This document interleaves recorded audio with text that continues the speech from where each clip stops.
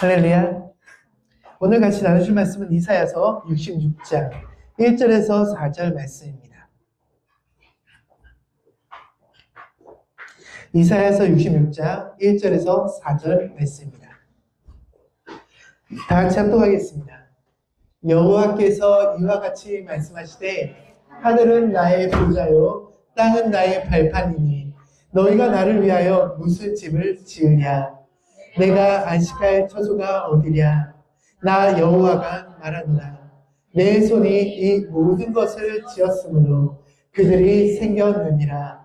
무릇 마음이 가난하고 심령에 통해하며 내 말을 듣고 떠는 자 그 사람은 내가 돌보려니와 소를 잡아 드리는 것을 살인함과 다름이 없이 하고 어린 양으로 제사 드리는 것은 개의 목을 꺾음과 다름없이 하며 드리는 예물은 돼지의 피와 다름이 없이 하고 분향하는 것은 우상을 청소함과 다름이 없이 행하는 그들은 자기의 길을 택하며 그들의 마음은 가증한 것을 기뻐한즉 나 또한 유혹을 그들에게 택하여 주며 그들이 무서워하는 것을 그들에게 임하게 하리니 이는 내가 불러도 대답하는 자가 없으며 내가 말하여도 그들이 듣지 않고 오직 나의 목전에서 악을 행하며 내가 기뻐하지 않은 것을 택하였음이니라 하시니라. 아멘. 할렐루야.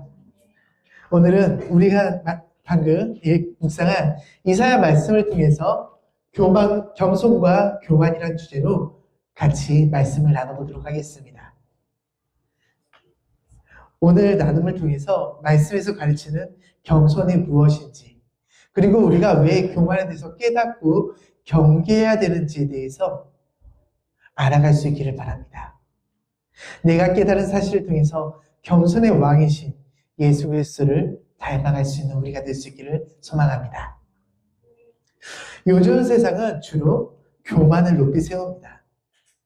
세상은 자부심이 강한 사람을 칭송하고 그들을 가리켜 위대하다고 이야기합니다. 자신을 드러내기를 좋아하며 다른 사람을 밟고 올라가는 것을 아무렇지도 않게 생각하는 사람들이 높은 자리에 올라갈 수 있습니다. 겸손과 배려와 이해보다 교만과 자부심이 강한 사람들을 세우는 세상 속에서 끝까지 겸손과 배려를 지키는 사람들이 있습니다. 이러한 사람들은 강한 매력을 뿜어냅니다. 이러한 사람들이 나중에 가서는 처음에는 교만한 사람들이 높이 서는 것 같지만 나중에 가서는 교만한 사람들 위에 겸손한 자들이 서는 것을 우리는 볼 수 있게 될 것입니다. 이 겸손에는 위대한 능력이 존재합니다. 겸손한 성품의 소유자는 존경의 대상이 될 뿐만 아니라 주변 사람들에게 신뢰와 자신감을 불어넣어줍니다. 겸손을 때로는 온 세상의 관심을 사로잡히기도 합니다. 그 대표적인 예가 예수 그리스도입니다.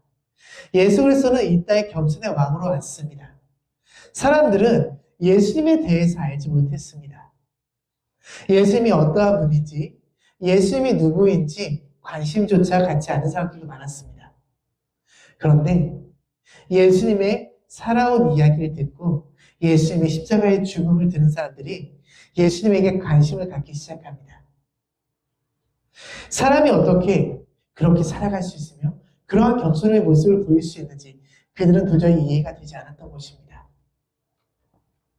그 능력에도 관심을 가졌지만 그렇게 능력이 많은 분이 십자가에 달려 돌아가신 사실과 겸손한 모습으로서 오신 사실들을 그들은 전혀 이해할 수 없었고 그것은 그들의 관심을 끌기에 충분했습니다.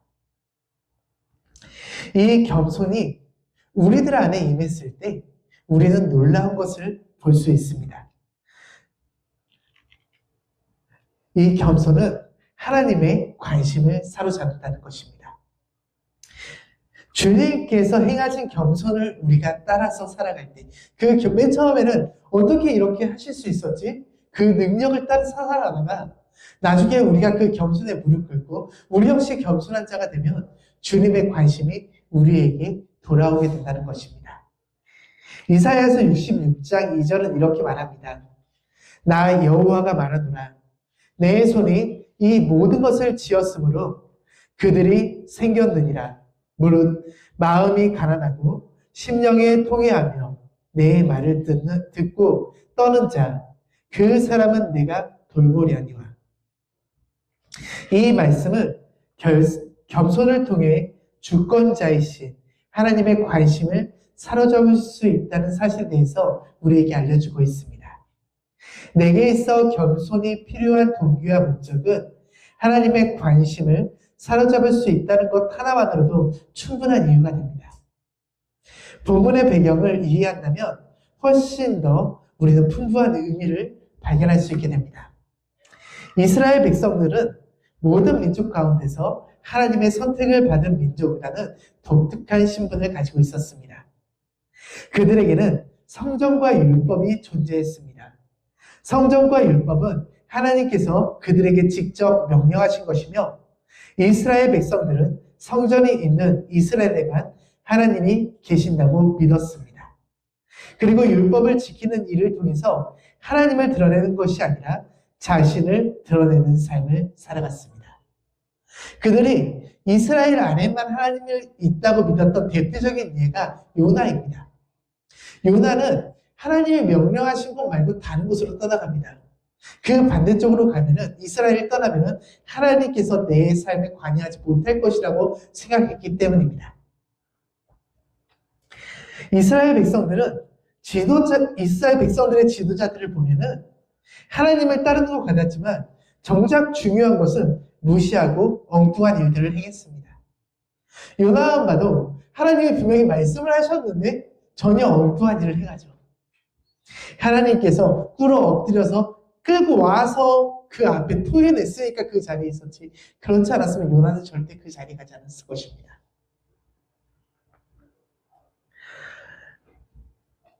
이것을 구체적으로 이야기하면 그들은 하나님 앞에서 겸손하지 않았습니다. 이스라엘은 자신의 독특한 신분을 통해 교만을 행했습니다. 그들은 하나님의 은혜를 떠난 삶을 살아갔습니다.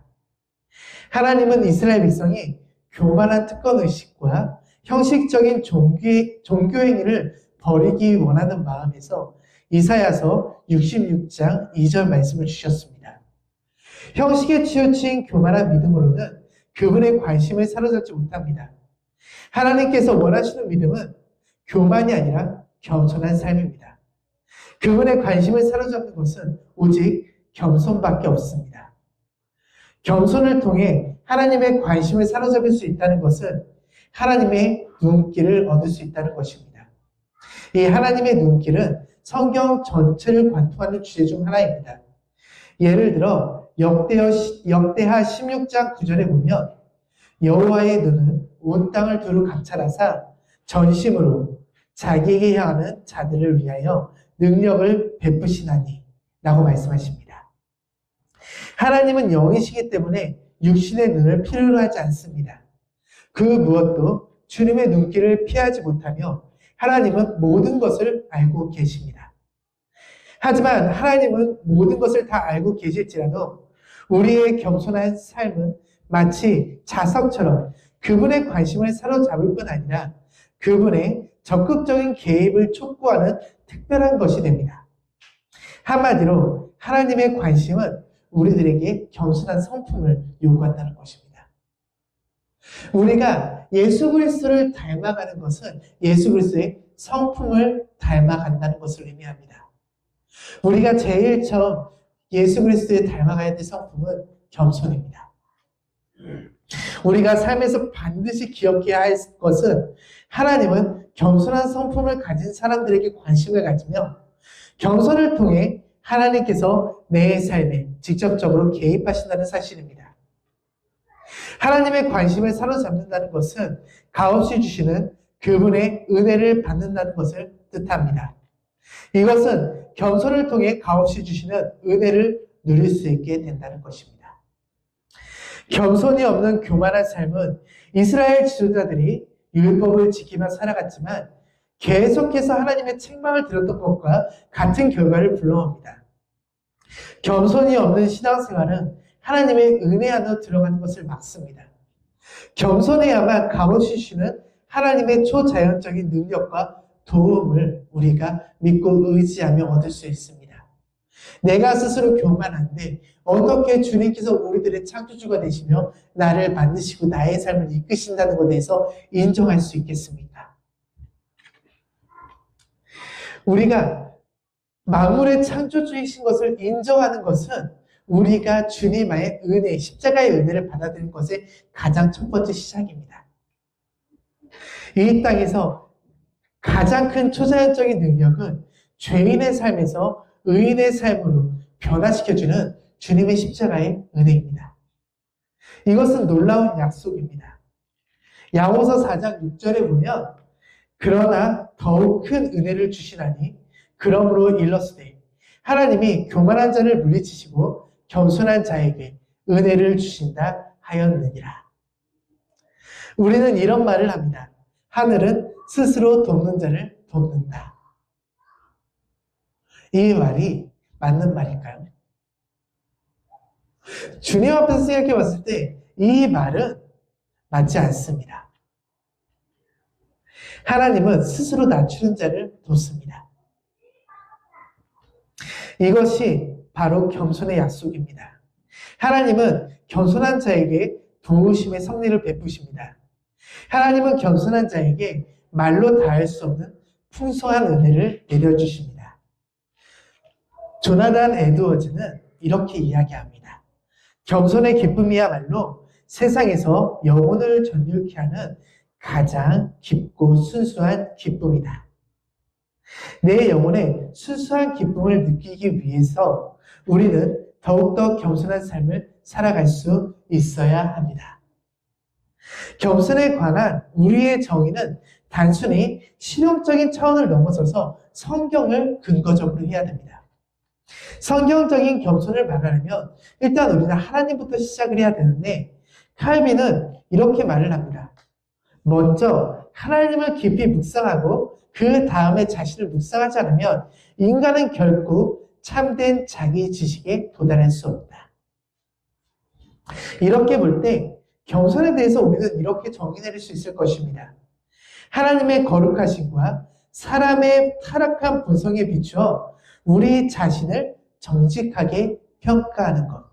이것이 겸손이다. 우리는 겸손하기 위해서 두 가지 사실을 알아야 합니다. 먼저 하나님의 거룩하심입니다.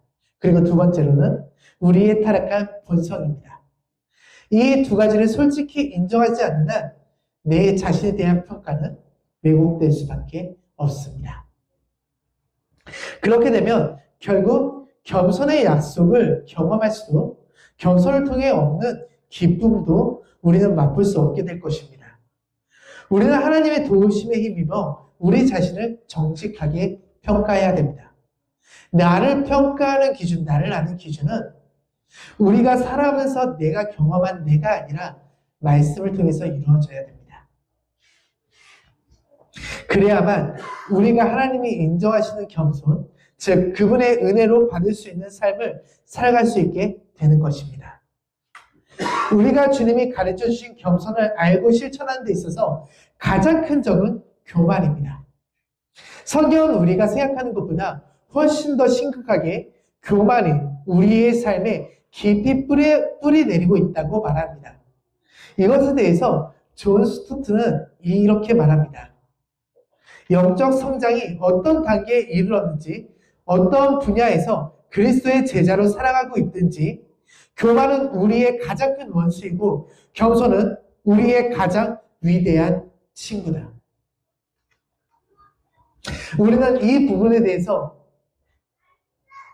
기억하고 행동으로 옮길 수 있어야 됩니다. 교만은 우리의 가장 큰 원수이고 겸손은 우리의 가장 위대한 친구이다. 주님이 알려주신 겸손의 약속을 알았다면 경계해야 할 교만에 대해서 알아야 합니다. 이 교만의 역사는 매우 깁니다. 교만은 아담과 하와가 창조되기 이전부터 존재했습니다. 이 교만은 최초의 죄입니다. 이사야서 14장은 한 왕의 타락을 언급합니다. 그는 단지 지상의 통치자가 아니었습니다. 그는 하나님을 거역한 교만의 화신으로 등장합니다. 이사야 14장 13절에 보면 내가 내 마음에 이르기를 내가 하나님에 올라 하나님의 뭇별 위에 내 자리를 높이리라. 내가 북극 지폐의 산 위에 앉으리라. 이사야는 사탄이 하나님을 거역했던 이유에 대해서 설명하고 있습니다. 상상을 초월하는 아름다운 영광을 소유했던 천사 루시퍼는 교만하게도 하나님과 동등된 위치에 서고자 했습니다. 하나님은 그런 그를 신속하게 심판하셨습니다. 우리가 기억해야 될 사실이 있습니다. 이 교만은 최초의 죄일 뿐만 아니라 모든 죄의 핵심이라는 것입니다.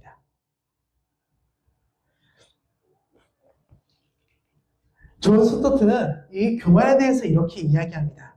교만은 7가지 치명적인 죄 가운데 으뜸인 죄보다 더욱더 치명적이다. 교만은 모든 죄의 본질이다. 하나님이 보시기에 교만은 가장 심각한 죄입니다. 물론 하나님은 모든 죄를 미워하십니다. 우리는 모든 죄를 경계할 수 있어야 되며 사소한 죄까지도 용납하지 않을 수 있어야 됩니다. 하지만 이러한 죄들의 모든 시작은 교만으로부터 시작된다는 것도 우리는 잊어서는 안 됩니다. 많은 성경 구절이 하나님이 교만한 자를 가증스럽게 여기신다는 것을 보여주고 있습니다. 잠언 16장 10절에서는 교만한 눈을 하나님이 미워하시는 죄 중에 으뜸으로 차지한다는 것에 대해서 말합니다. 또 하나님의 지혜도 나는 교만과 거만을 싫어한다고 말씀하십니다. 그리고 잠언 16장 5절은 무릇 마음이 교만한 자를 여호와께서 미워하시나니 피차 손을 잡을지라도 벌을 면치 못하리라 라고 이야기하고 있습니다. 이것은 하나님이 교만에 대해서 어떻게 생각하시는지 분명하게 보여주는 말씀입니다.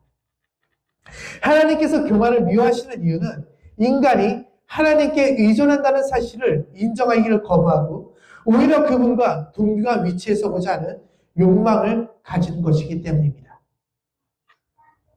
찰스 브리지스는 교만이 하나님과 견줄하는 마음, 즉 그분과 우열을 다투려는 마음을 갖게 만든다고 지적하고 있습니다. 교만의 형태는 다양하지만 이것의 목적은 하나입니다. 교만의 목적은 자기 자신의 영광을 구하는 데 있습니다. 우리의 삶의 목적이 무엇입니까? 우리는 무엇을 위해서 지어졌습니까? 우리가 지어진 목적은 하나님의 영광을 드러내기 위해서 지어졌습니다. 이 교만은 하나님께서 우리를 창조하신 목적에 반대되는 것을 우리에게 심어주는 것입니다. 하나님의 영광을 가로치어서 그분과 우열을 다투며 자기의 영광을 구하는 것, 그것이 바로 교만의 동기인 것입니다. 베드로전서 5장 5절과 야고보서 4장 6절에서는 이렇게 말합니다.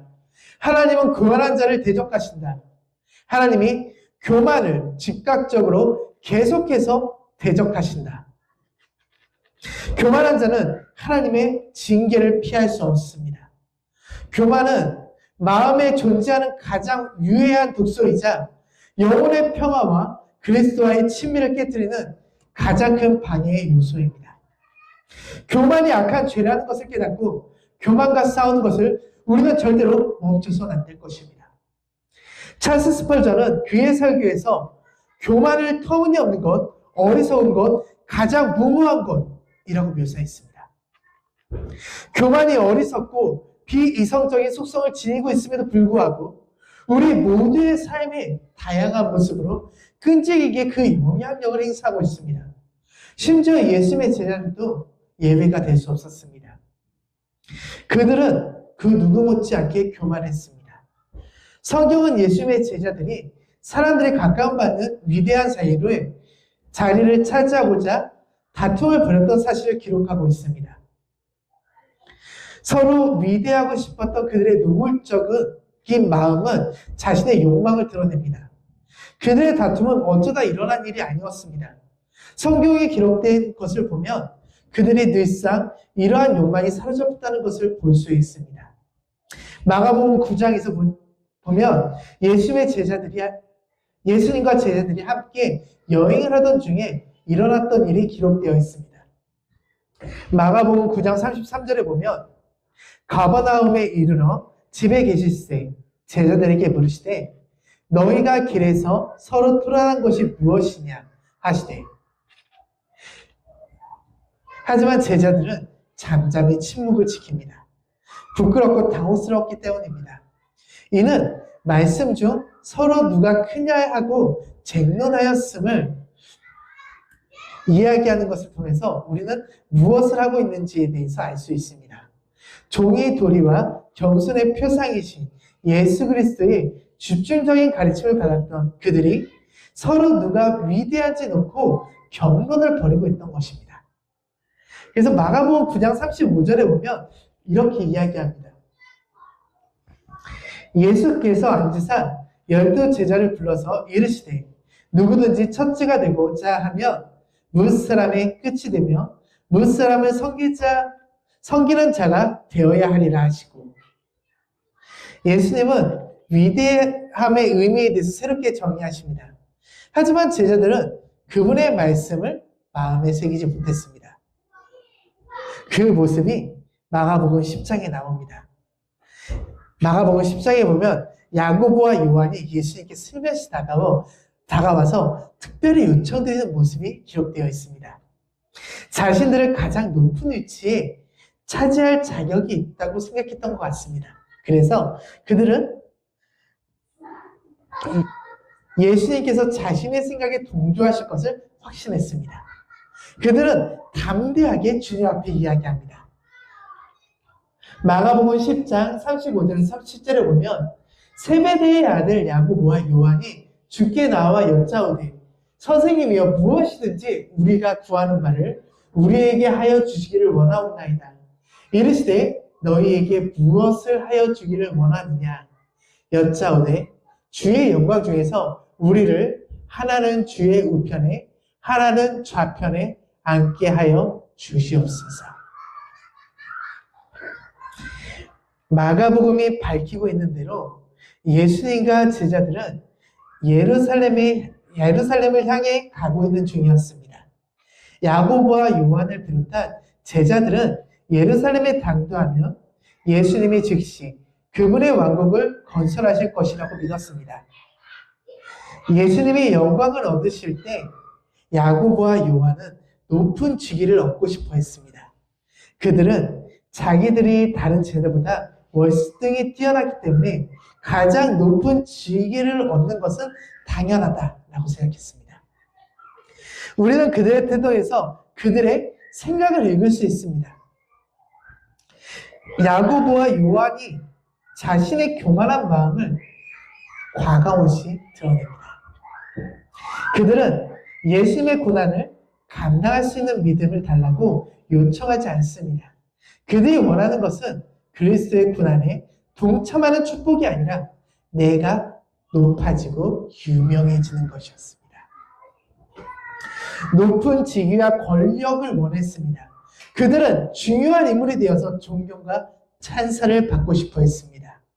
그들의 교만한 마음에서 예수님의 존재는 개인의 야욕을 이루기 위한 수단에 지나지 않았습니다.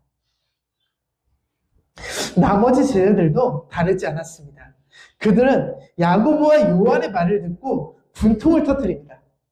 마가복음 10장 41절에 보면 10 제자가 듣고 야고보와 요한에 대하여 화를 내거늘 이들이 화를 낸 거는 겸손한 모습을 보이지 않았다고 화를 낸 게 아니라 왜 너희가 높은 자리에 올라가려고 그래? 왜 너희가 우편에 좌편에 앉아?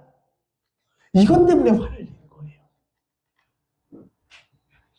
이는 그들도 자기 자신의 미로움과 이기적인 욕망에 사로잡힌 상태였다는 것을 보여주고 있는 것입니다. 이들의 이야기가 자신의 모습을 보여주고 있지 않은지 우리는 돌아봐야 됩니다. 나의 모습은 어떻습니까? 나 역시도 예수님 앞에서 겸손한 모습을 드러내기보다 예수님의 이름을 높이 사용하여서 내가 높은 자리로 올라오고 싶은 그 교만에 사로잡혀 살아가고 있지 않습니까? 이 제자들의 태도를 보면서 어떻게 저럴 수 있지? 라고 생각할지도 모릅니다. 근데 정말 저 상황이 왔을 때 나는 그렇지 않을 수 있다고 확신할 수 있습니까?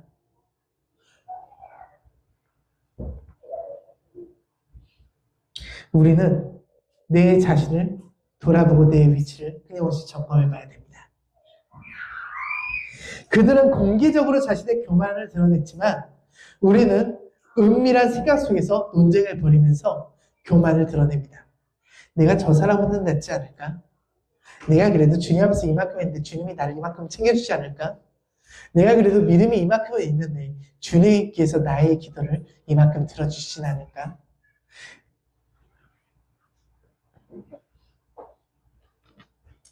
이 생각 속에 들어오는 논쟁들에 대해서 우리는 정리하고 주님 앞에 그 겸손한 마음을 배울 수 있어야 됩니다. 예수님은 교만하기 짝이 없는 제자들에게 자비와 친절로 대해주셨습니다. 42절에서는 예수님은 그들을 불러다가 이르셨다고 말합니다. 이것은 예수님의 인내심을 보여줍니다. 예수님은 사랑으로 그들이 반드시 알고 있어야 될 가르침을 제공합니다. 그들이 예수님의 뜻을 알지 못했다고 그들을 야단치 못내는 것이 아니라 주님께서는 인내하시고 그들에게 가르침을 제공했습니다. 예수님은 로마의 식민 통치가 이루어지는 동안 제자들 모두가 관찰해온 사실을 서두르 꺼내십니다. 이방인의 소유의 집권자들이 저희를 임의로 주관하고 그 대인들이 저희에게 권세를 부리는 줄을 너희가 알거니와 라고 말씀하시면서 세상의 주권자들의 모습을 보여주면서 예수님은 너희 중에서 그렇지 아니하니 라는 말씀으로써 양자를 대조하고 있습니다. 예수님은 위대해지려는 야심과 욕망을 금하거나 비판하지 않으셨습니다. 예수님의 가르침은 특별했습니다. 예수님의 위대함을 새롭게 정의하는 방법을 택합니다. 그것은 마가복음 10장 43절에서 44절 말씀입니다. 너희 중에서 그렇지 않을지니 너희 중에 누구든지 크고자 하는 자는 너희를 섬기는 자가 되고 너희 중에 누구든지 으뜸이 되고자 하는 자는 모든 사람의 종이 되어야 하리라. 성경에서 해야 한다는 말을 읽을 때마다 우리는 특별한 관심을 기울여야 합니다. 해야 한다는 말은 무엇인가 반드시 필요한 것을 요구할 때 주님께서 사용하신 표현이기 때문입니다. 예수님은 위대해지고 싶으냐? 그렇다면 다른 사람의 종이 되어라. 위대함이란 모든 사람의 노예가 된다는 것을 의미한다 라고 우리에게 알려주고 있어요. 그런 말씀을 하시는 예수님은 바로 진정한 위대함의 표상으로서 우리에게 나타나셨습니다. 인자가 온 것은 섬김을 받으려 함이 아니라 도리어 섬기려 하고 자신의 목숨을 많은 사람의 대속물로 주려 함이라 라고 말씀하신 것에서 우리는 이 사실을 깨달을 수 있습니다.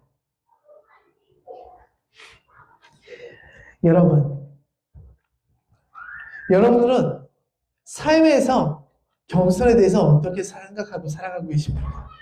삶에서 교만에 대해서 어떻게 생각하고 살아가고 계십니까? 우리는 보통 겸손과 교만에 대해서 생각하지 않고 살아갑니다. 죄에 대해서 생각할 때도 내가 이러한 죄에 대해서 짓고 있다는 것을 알아도 그것이 나의 삶에서 교만이라는 생각에 대해서 대입시키는 경우가 굉장히 적습니다.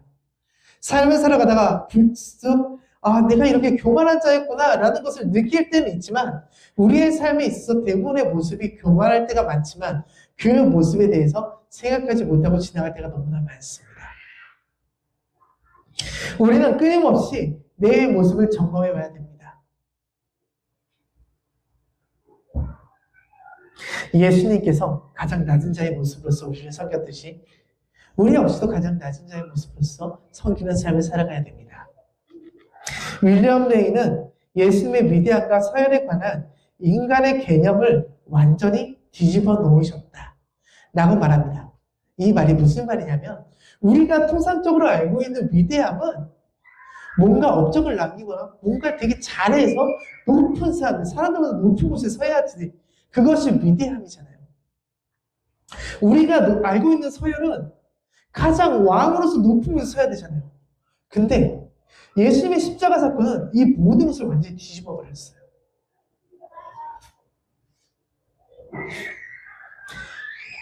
그리고 기독교는 끊임없이 처음부터 주장했던 것이 있습니다.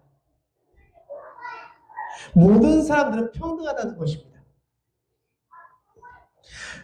우리가 보면은 로마에서 기독교인이 박해받았던 이유 중 하나가 모든 사람을 평등하다고 주장했기 때문이고, 우리나라에도 맨 처음에 기독교가 들어왔을 때 박해받았던 이유는, 그들이 싫어했던 이유는 모두가 양반이나 노비나 상관없이 모두가 평등하다고 이야기했기 때문이에요. 우리는 모두가 평등하다고 이야기하는 종교입니다. 근데 우리의 마음속에서 정말 모두가 평등하다고 생각하는가? 모두가 죄인이고 우리는 똑같이 평등하게 다들 죄인이라고 생각하는가에 대해서 나는 점검해 볼 수 있어야 됩니다. 여러분들은 나도 죄인이고 저 사람도 죄인이기 때문에 우리는 그냥 모두가 죄인이며 하나님의 은혜 안에서 그냥 살아가는 한 명의 사람이다 라는 것에서 인정하십니까? 내가 그 사람보다 조금 더 낫지 않나? 라는 생각을 하고 계시지 않습니까? 만약 그러고 있다면 이 모든 생각들을 우리는 뒤집어야 됩니다. 예수님께서 이 땅에 오셔서 모든 것을 뒤집었던 것처럼. 성경에는 위대함을 말하는 관점이 두 가지가 있습니다. 성경이 말하는 진정한 위대함을 쫓는다는 것은 하나님의 영광을 위해 다른 사람들을 섬기는 것을 의미합니다. 이것이야말로 참 겸손이며 예수님이 정의하신 진정한 위대함입니다. 그리고 이것이 우리가 가져야 할 성경이 말하는 위대함인 것을 깨달아야 됩니다. 우리는 예수님을 겸손의 왕이라고 말합니다.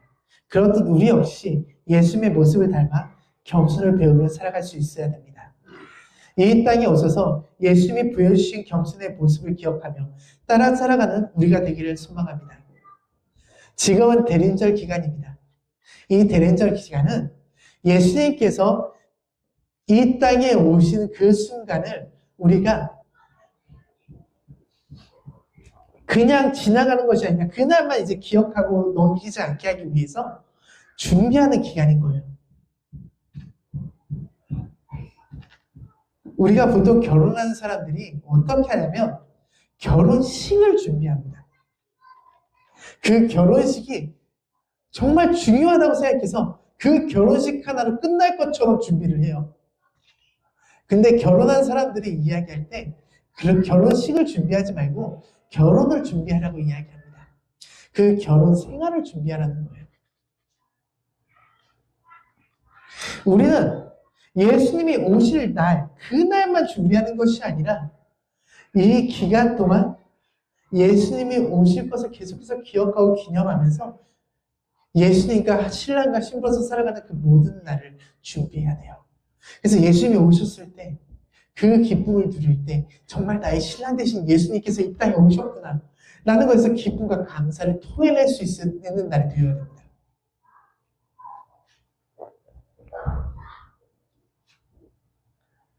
우리가 그럴 때 주님께서 오신 겸손의 모습을, 그 성품을 닮아가는 것이 더욱더 쉽고 의미 있는 삶이 될 것입니다.